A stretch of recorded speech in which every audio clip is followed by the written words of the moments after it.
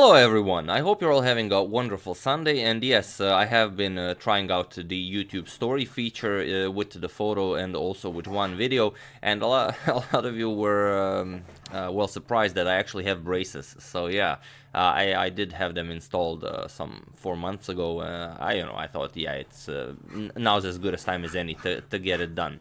But yeah, this is a game from the 9th Lichess titled Arena. I'm pretty sure out of the 8 that were already played, Carlsen won like 6, and he always donated all of the money back to Lichess so they can use the money to increase the prize fund for the next Lichess Arena. I think one he didn't play, and the one he played but he left at half of the tournament. So this is the 9th edition. It's really a crazy game as it features not the original Bong Cloud, but an improved version of the Bong Cloud. Not an improved, but improvised by Carlsen. Hope you enjoy it, and it's Sunday. Why not show a nice crazy game? Basically, Bong Cloud, although it's pointless to use this in a real game, it can be used for a lot of things. It can be used to teach children how to defend properly, force them to play the Bong Cloud, and then if they are playing against a weaker opponent, their opponent will just rush and want to crush them, and then you will be able to, if you defend properly, you will be able to punish your opponent for trying to finish the game too early. Or you can use it like Carlsen uses it in online games, to kind of make it more fun, or also, I don't want to say to humiliate your opponents, but yeah, if you lose against someone who plays the Bong Cloud, that's pretty much humiliation. But that's what the internet is for, amongst other things. So let's see how the game went. Carlsen has the white pieces, and he opens with c3. He wants to play queen to a4, queen to h4, push the f3 pawn, bring the king over to the d1, and then bring the queen over to e1. So basically he wants to switch places, queen with the king. And I've caught a glimpse of the stream on Andrew Tang's Twitch channel, so I'll also put a link to that in the description below if he uploaded it to YouTube. I think it's like the 4th or 5th game that he played. So if any of you have the exact timestamp, I will also add that into the description, so please share if you do have that. But okay, d5, grabbing the center, queen to a4, Carlsen goes for his improvised edition of the Bong Cloud, knight to c6, blocking check, we have queen to h4, knight to f6, and now f3. And Andrew Tang mentions in his stream that he heard that Carlsen was drinking beer and playing crazy openings, and it's always interesting. Every Lichess title arena, Andrew is really hyped to play against Carlsen, and he crushes pretty much everyone. But every time he plays against Carlsen, he's really nervous, and I think that's one of the reasons that he loses most of the games against him. Because other than that, Andrew is pretty much unbeatable. But okay, here he doesn't go for normal development, but he wants to punish Carlsen. Maybe Carlsen is pre-moving, maybe Carlsen pre-moved king d1. Andrew knows what Carlsen is doing, so he gives it a try. Also, he will get some development in. Carlsen grabs it, we have rook to g8, queen back to h4, and now e5. And Carlsen goes for king to d1. So Carlsen is still proceeding with his plan. He wants to switch places, king to d1 and queen to e1. Bishop to f5, Andrew simply continues development. He did give up one pawn for the semi-open g file, but that's not a problem. Queen back to e1, and Carlsen has, he didn't even start developing, but we could say that he completed his development. He completed the Bong Cloud. So the challenge has been completed, but now he also has to play the game. And everything he did so far, this is move 8, he only played c3, d3, and switched the king with the queen. So that's quite a handicap to give your opponent. But okay, queen to d6, Andrew prepares queenside castle, we have d3 now Carlsen is ready to play the game. We have queenside castle, knight to d2, and now comes e4. So of course Carlsen's king is still in the center, not an e1, but still the center, and Andrew wants to bust open the center to start attacking, as he already has a nice rook-queen battery on the d file, so he wouldn't mind opening up the position. d4, Carlsen of course wants the d file to stay closed, and now comes e3, stifling Carlsen's position. Knight to b3, and now comes rook to e8, defending the e3 pawn. g4, and here Carlsen wants Andrew to push bishop back to g6, then he'll go maybe h4, maybe the knight is coming to h3, maybe then to f4. At some point, maybe the queen is coming to g3 to offer a trade of queens. Who knows? Carlsen is trying very hard to make this whole Bong cloud idea work. But Andrew says, no, you don't. Here, Andrew decides to sacrifice the rook and go for a mating attack. We have rook captures on g4, f captures on g4, and now comes knight captures on g4. Andrew's bishop from f5 is controlling the c2 square, and then knight to f2 will be deadly. This will be check, the king will have nowhere to go, and Carlsen will have to give up his queen. And it's a very interesting moment in the game. I don't know if I mentioned this, maybe some of you are new to this, but Lichess Titled Arena is a bullet tournament. So the time format is 1+0, 1 minute, no seconds increment. So really a wild time format, but when every time Carlsen plays against Andrew, the games are of very high quality. Here, an interesting move would be bishop to h3, but of course you cannot expect such moves in a bullet game, because now white could actually afford to give up the queen. After queen captures on f2, bishop captures, pawn captures, bishop captures with check, king moves b8 or d8, and then after knight to f3, white will have excellent compensation for the queen, a nice rook and 2 pieces. But Carlsen goes for a different plan. Knight to h3, guarding the f2 square. We have queen to g6, completely exploiting Carlsen's blunder. Knight to h3 is a losing blunder. Now there's very little you can do against the bishop to c2. This will be checkmate, as the pawn is controlling the d2 square. So Carlsen plays queen back to g3. Now there's the e1 square is free for his king. We have bishop to d6, attacking Carlsen's queen, queen to h4, and here Andrew has a completely winning position, but it's hard to find a move in a bullet game. But you are not in a bullet game. You are, comfortable in your own home, I presume, checking out this video. So feel free to pause the video and try to find this crushing idea Black has in this position. So I will give you a couple of seconds if you want to do it. For those of you who were able to do it, congratulations. You have just defeated world champion Magnus Carlsen in a bullet game. Congratulations, you really on having an excellent Sunday. And for those of you who just want to enjoy the show, the move is actually knight to b4. Really a wonderful idea. If the straightforward pawn captures, bishop captures, then with this position being opened up, now this bishop is slicing all the way here over the dark squares, and there's no stopping bishop to c2. So white is completely lost here, and if you don't capture the knight, if you just play something, there's not all that much you can do. The queen has really no squares. If you play something like bishop to g2, then bishop to d3 will be deadly. And now pretty much everything wins for black. Of course, if you capture, then it's straight out checkmate. King moves, knight to c2 will be checkmate. That's why knight to b4 is such a powerful move. But also, amongst other things, you're it's just an excellent square for the knight.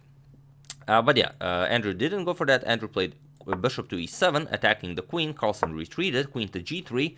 Andrew repeated bishop to d6. Carlsen repeated queen to h4. So basically offering a draw by threefold repetition, but Andrew doesn't want to draw. Andrew wants to win this. He plays h5. And okay, we have king to e1 by Carlsen. And now comes bishop to c2. With knight to b4, this would still be winning for black, but Andrew goes for bishop to c2. And here he allows Carlsen a bit too much time. He does it, it's still hard to believe that white can actually survive this. But Carlsen goes bishop to g2, and now comes knight captures on h2. And now it's not a problem that the knight is protected by the bishop. If you capture, black will not capture the rook. Black will actually capture your queen. Now it's check, and you're going to lose the queen on h4. But knight captures on h2 is now a losing blunder on Andrew's side. So again, feel free to pause the video and find the move that now is winning for Carlsen with the white pieces. I'll give you a couple of seconds to do it. For those of you who were able to do it, congratulations. You should definitely check out the Bong cloud. And for those of you who just want to enjoy the show, knight to f4 attacks the queen and also prevents this defense of the bishop to the knight on h2, and also prevents the bishop from coming to g3. So you do have to play something. Either you're going to lose the knight, you do have to capture it. So bishop captures, we have queen captures, and now what do you play here? Andrew played queen captures on g2. Now comes rook captures on h2. Sorry, queen captures on h2, and now queen back to e4. Andrew doesn't want to trade queens because now when you count the pieces, Carlsen is a whole rook up. Okay, that rook is still on a1. It's not really part of this game, but if he can develop, if he can get all of his pieces into the game, then you know a rook up is a winning game. But okay, queen to e4. Andrew is still very much interested in checkmating Carlsen. Queen captures on h5. We have rook to g8, and now comes queen to h3. Going after the e3 pawn. We have king to b8 as the king was in check, and now comes bishop captures on e3. A very nice idea by Carlsen because he finds a beautiful sequence. We have rook to e8 here, threatening to either capture the bishop, or if the bishop moves, then queen captures on e2 will be checkmate. So it's very interesting how come Carlsen allowed this. But it's not a problem. Simply knight to c5, attacking the queen. And now if queen captures, then queen captures, rook captures, and you're not even interested in winning the bishop with king to c2, you're just gonna checkmate the black king. Rook h8, and after black gives all of the pieces, then it will be checkmate. So, after knight to c5, queen has to go back. We have queen to g6, and now king to d2. Putting pressure on the bishop, we have bishop back to f5, attacking the queen, and now queen to h5. And here, it's very, very hard for black to continue this game. If you move the queen, something like queen f6, then you're going to get rook to f1. So Andrew simply plays b6, makes some escape room for the king. But also now the queens can be traded off. Captures. We have knight to b3, and now Carlsen is up a whole rook. You just have to bring it into the game. a5, and now comes bishop to f4, going after the c7 pawn. The rook h7 is the idea.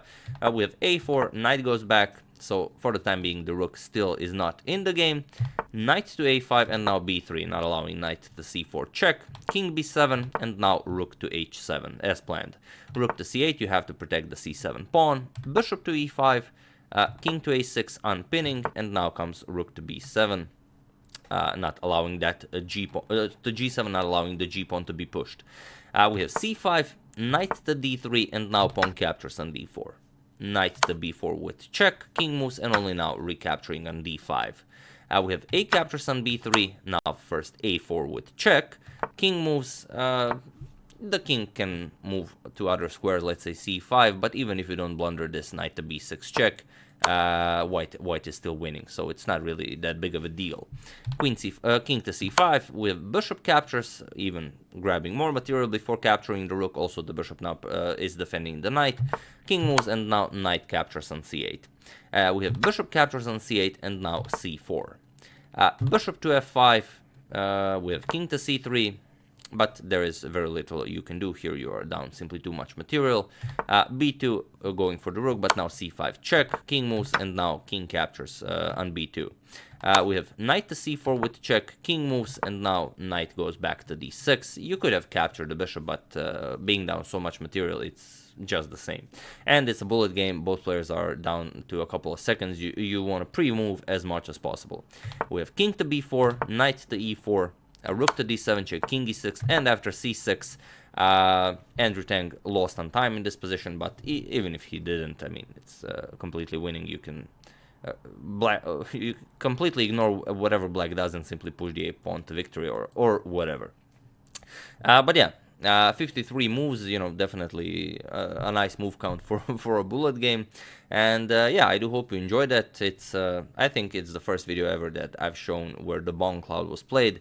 And I'm not gonna show like more of them, but it is a custom on this channel whenever there's a Lichess titled arena for me to show one game from the winner of the arena.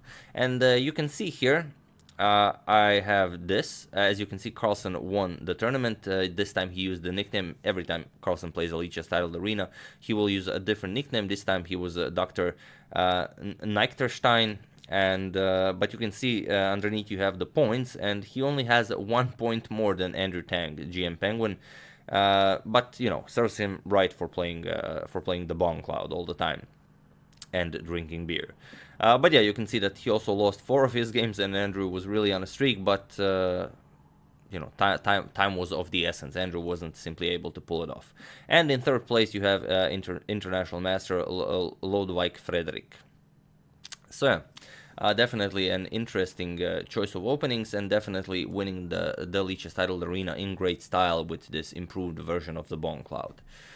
So yeah, always interested in your opinion of this. Have you ever used the Bong Cloud in online chess? Do you think it's useful? I've tried it a couple of times, and really people will just charge at you, and then they will lose because they think they can just over push and win, but usually they can't. But yeah, that's the game. I do hope you enjoyed it. Have an excellent rest of the Sunday. I would like to thank Jello Julian Boros, Tiang Yang, Federico Diaz Sparta, Angelo Duarte, and Kevin Prothero for your contribution to my channel. Thank you a lot. I really appreciate it. As usual, you can check 2 of my previous videos here. Thank you all for watching, and I will see you soon. Most likely with some more games from the London Chess Classic, and we are starting the Capablanca saga very soon, as that series won the voting contest. So yeah, thank you all, and I will see you soon.